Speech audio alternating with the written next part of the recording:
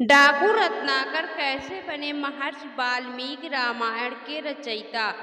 पौराणिक कथाओं के अनुसार महर्षि वाल्मीकि का मूल नाम रत्नाकर था और इनके पिता ब्रह्मा जी के मानस पुत्र प्रचेता थे। वाल्मीकि महर्षि कश्यप और अदिति के 9वें पुत्र वरुण यानी आदित्य से इनका जन्म हुआ था। इनकी माता का नाम चर्षणी और भाई भृगु थे। एक भीलनी ने बचपन में इनका अपहरण कर लिया और भील समाज में इनका लालन पालन हुआ। भील परिवार के लोग जंगल के रास्ते से गुजरने वालों को लूट लिया करते थे। रत्नाकर ने भी परिवार के साथ डकैती और लूटपाट का काम करना शुरू कर दिया, लेकिन ईश्वर ने इनके लिए कुछ और ही सोच रखा था। एक दिन संयोगवश नारद मुनि जंगल में उसी रास्ते से गुजर रहे थे जहां रत्नाकर रहते थे। डाकू रत्नाकर ने नारद मुनि को पकड़ लिया। इस घटना के बाद डाकू रत्नाकर के जीवन में ऐसा बदलाव आया कि वह डाकू से महर्षि बन गए।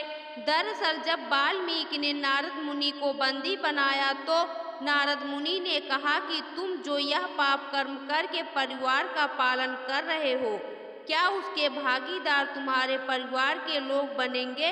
जरा उनसे पूछ लो। वाल्मीकि को विश्वास था कि सभी उनके साथ पाप में बराबर के भागीदार बनेंगे, लेकिन जब सभी ने कहा कि नहीं, अपने पाप के भागीदार तो केवल तुम ही बनोगे, तो वाल्मीकि का संसार से मोह भंग हो गया और उनके अंदर महर्षि प्रचेता के गुण और रक्त ने जोर मारना शुरू कर दिया और उन्होंने नारद मुनि से मुक्ति का उपाय पूछा। नारद मुनि ने रत्नाकर को राम नाम का मंत्र दिया। जीवन भर मारो काटो कहने वाले रत्नाकर के मुंह से राम नाम निकल ही नहीं रहा था।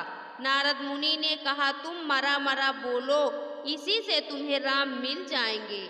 इस मंत्र को बोलते बोलते रत्नाकर राम की तपस्या में कब लीन हो गए और उनके शरीर पर कब दीमकों ने वामबी बना ली, उन्हें पता ही नहीं चला।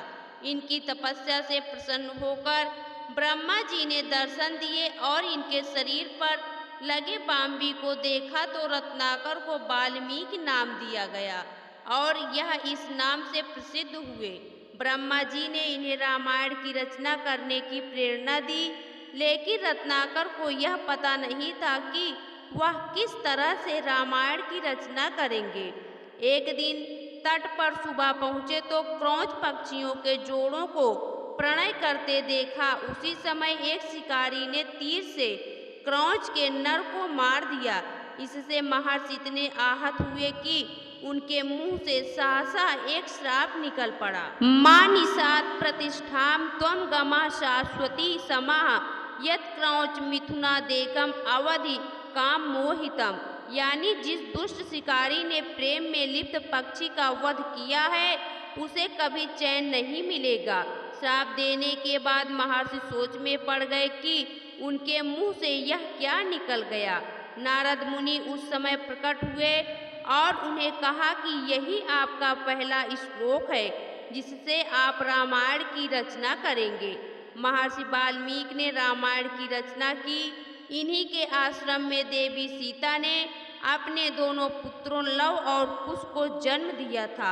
इनका आश्रम आज भी नैनीताल के जिम कॉर्बेट नेशनल पार्क में स्थित है, जिसे सीतावनी के नाम से जाना जाता है।